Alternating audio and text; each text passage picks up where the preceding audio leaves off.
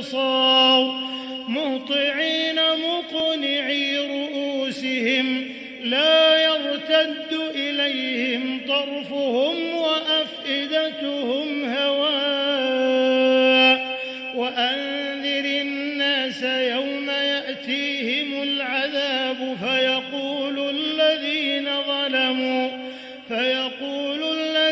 ظلموا ربنا أخرنا إلى أجل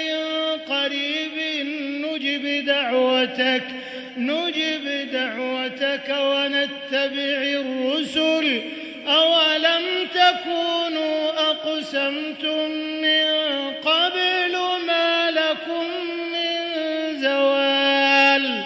وسكنتم في مساكن الذين ظلموا أنفسهم وتبين لكم كيف فعلنا بهم وضربنا لكم الأمثال